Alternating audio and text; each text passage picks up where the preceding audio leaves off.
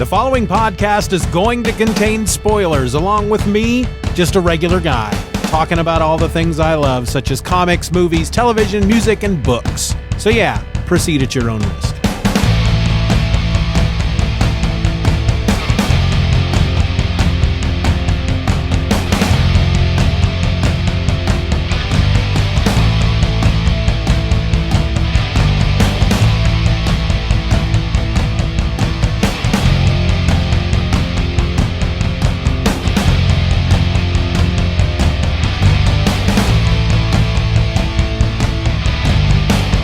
Hello and welcome to another episode of Just Another Fanboy. Did that sound at all dramatic? Because I didn't know what I was going for until I was just right in there. What up, folks? It's Steven. I'm your host, the host with the most. I don't brag or boast when I'm making toast on the coast with Pac-Man's ghost. I like to write rhymes all the times with the limes of the crimes. Oh, okay, I'll stop. I'm sorry. I apologize. So, hey, it's Thursday, right? And they got this thing. I see it every once in a while on the tweeters. Them young kids out there, they do this thing, hashtag Throwback Thursday. And I guess, based on my hours of research, Throwback Thursday is a thing where you present something from the past. And it feels like, I feel like when folks do this out there on the tweet thing, the tweet deck, the Twitter fantastic, the tweet fantastic, Twitter McBitter, that they treat the Throwback Thursday as a great thing. Like, hey, look at this from 10 years ago. Isn't this, Throwback Thursday, nostalgia. Let's have some fun and think about our past and how old we are and how much closer to dying that we are because of this. To me, it feels like I would think throwback, throw that back. That sucks. Get it out of here. Throw it back. Throw it back. That's my disgusted voice. I'm disgusted. But I'm going to give this whole Throwback Thursday thing a chance. I'm going to give it a try. I'm going to try some Throwback Thursday. I'm going to throw back a gallon of milk and talk to you today about the Incredible Hulk, issue number 340, going all the way back to February of 1988. This was written by Peter David with art by Todd McFarlane. Rick Parker was on the letters. Petra Scotese on colors. Bob Harras was our editor, and Tom DeFalco was our editor-in-chief. This issue was entitled Vicious Circle. So this issue is, while the story itself isn't iconic, I read the story and I thought, oh yeah, I remember this.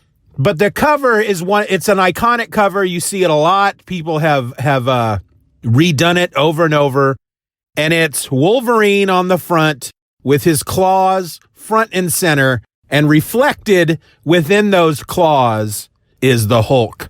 For you youngins who may not be in the know, Wolverine's first appearance way back in the yesteryear. Don't ask me for dates, because I don't have them for you. But way back in the days of yore, Wolverine's first appearance was in The Incredible Hulk. So this is kind of a, hey, remember when Wolverine first showed up in The Incredible Hulk? He was just a tad bit lame, wasn't he? And then the dude on X-Men put him in X-Men and made him awesome. That's kind of, people didn't think that. I mean, they might have. I don't know. So let me catch you up a little bit on where we're at with the Hulk right now, because I've been reading, this is in volume 2 of the Peter David Visionaries trade paperbacks for the Hulk. And I have much good feelings about Peter David's run on the Hulk. I was front and center. I was hip deep. I was down in them trenches reading those stories. So I'm having a lot of fun revisiting them. The Hulk is in this period right now where, in an effort to try to cure Bruce Banner, separate the Hulk from Bruce Banner, all this crazy stuff that they are trying to do, every time they try to fix Bruce Banner, crazy crap happens. And what happened here is he's reverted back to the original Gray Hulk. He only transforms at night. So he's Bruce Banner by day. He's the Hulk by night. The Gray Hulk, while not as strong and powerful as the Green Savage Hulk, he does have more brains. He is he's not a genius like Bruce Banner, but he's a brawler. He's just a tough guy, but he's practically as strong as the Green Hulk. He eventually becomes a character for a bit called Joe Fixit, who lives in Las Vegas and is like a bruiser for a mob boss. So that tells you who the Gray Hulk is. He's kind of a jerk. He gets angry easily, just like the Hulk does. And don't make him angry. You won't like him when he's angry, because not only will he beat you up, he will call you names at the same time. He won't just be going, Hulk smash, puny man make Hulk mad. He'll be like, I am going to kick your freaking butt from here to San Francisco. If you don't shut your stupid mouth, I'm going to rip you in half, and I'm going to take half of you and stick it in the other half. What do you think about that? And you know what? Those are threats you can believe, because he would do it. He can do it. He would do it. That's who the Hulk is.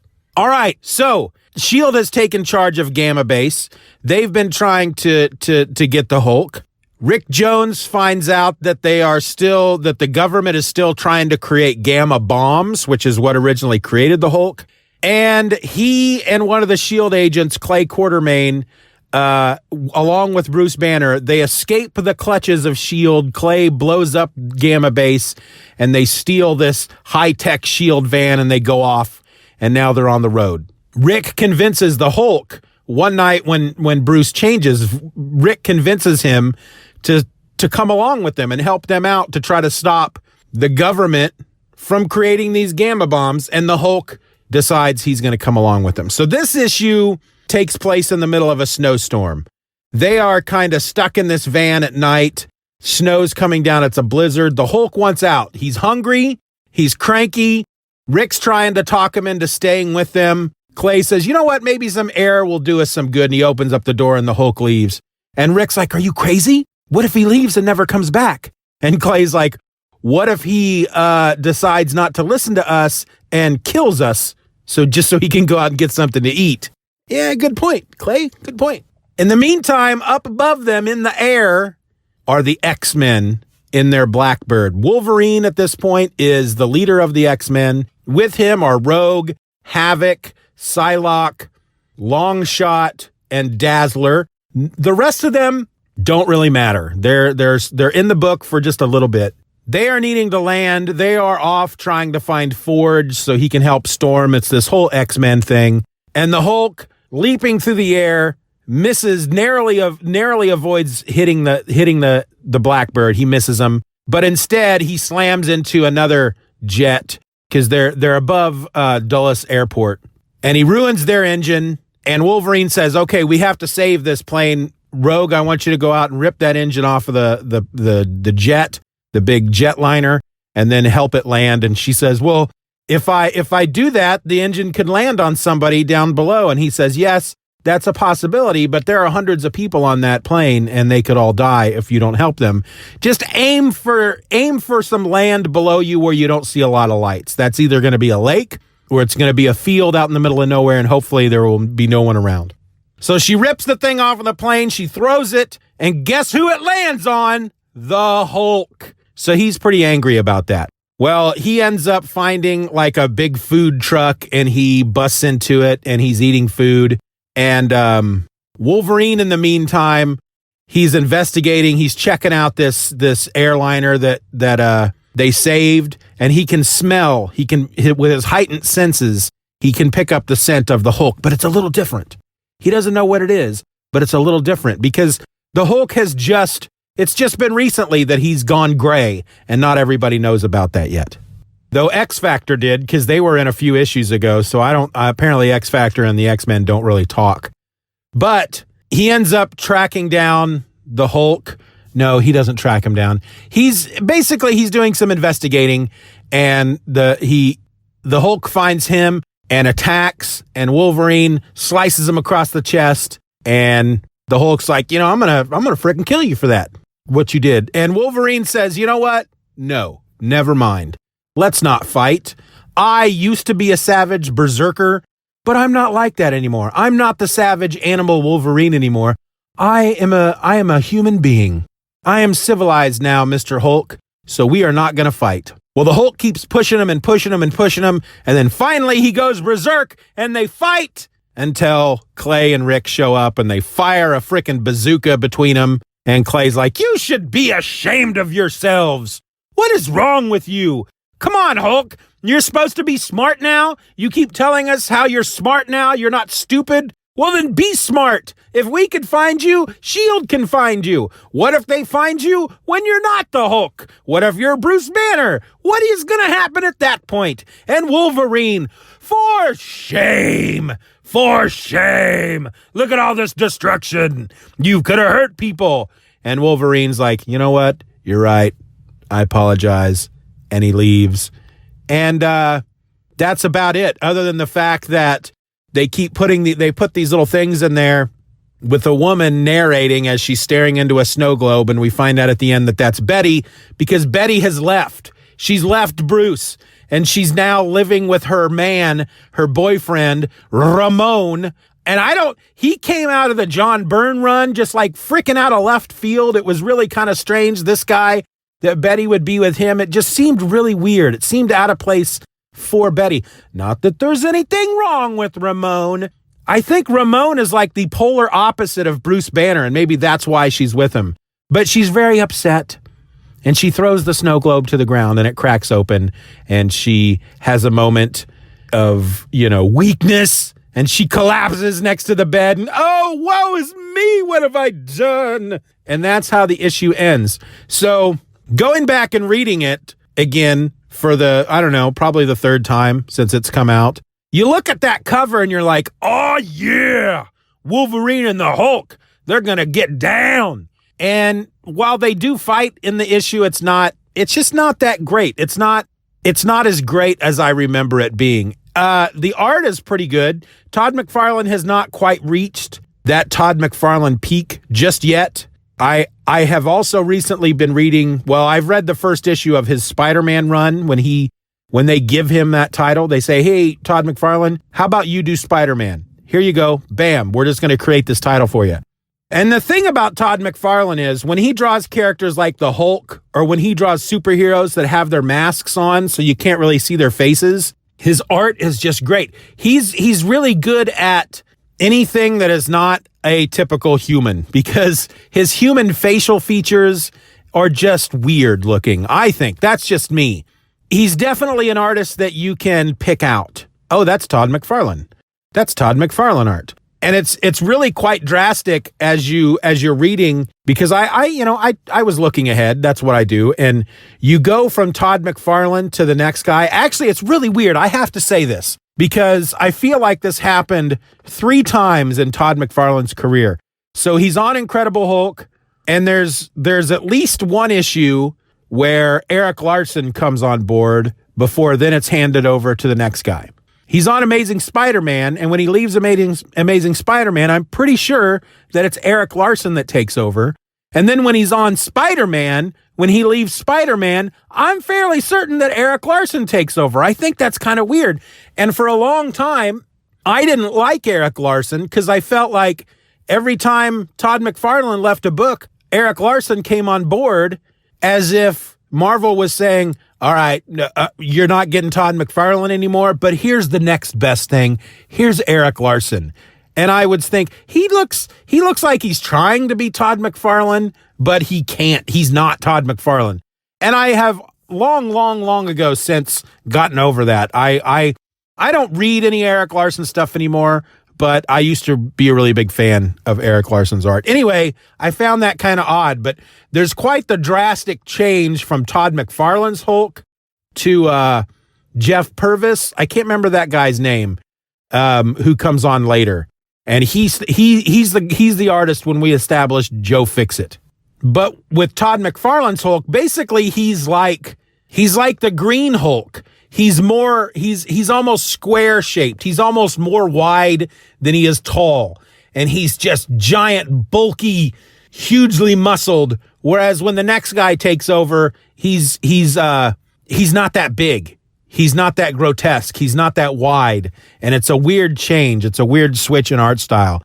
But this is your throwback for Thursday, February 1988. A classic Todd McFarlane, Peter David Hulk issue. I'm not quite sure how I feel about Peter David's run so far on the Hulk. I mean, I've read these before. I read them as they were coming out. I know that eventually Dale Keown will come on, and that's when I feel like at some point I stopped reading the Hulk and came back when Dale Keown came on board, and I was just, holy crap, look at this art. And then I went back during that time period and I collected the back issues. So again, I've read this. I was there when it was all coming out, and I remember this stuff fondly.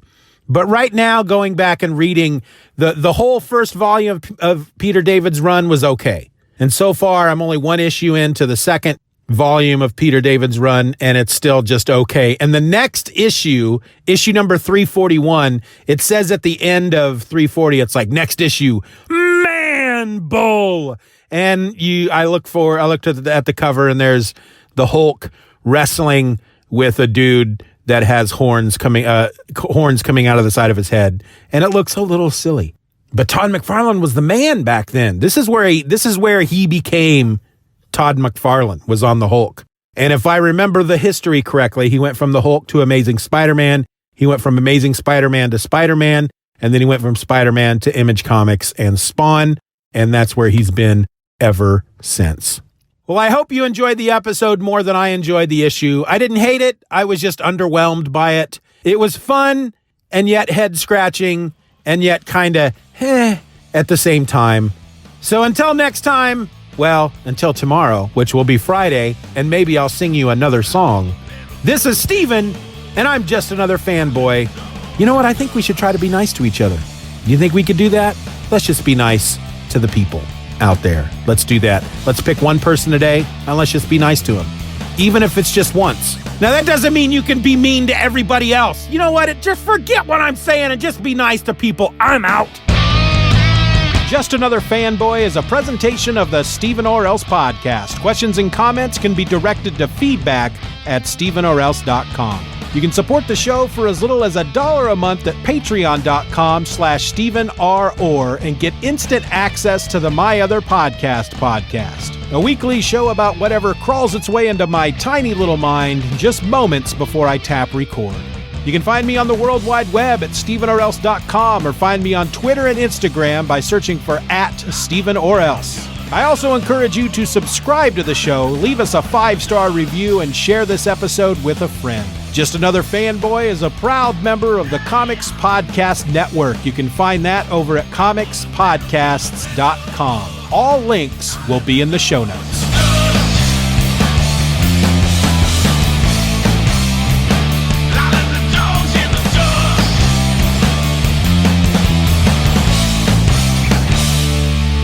Bye-bye, Daddy. Bye-bye, Daddy.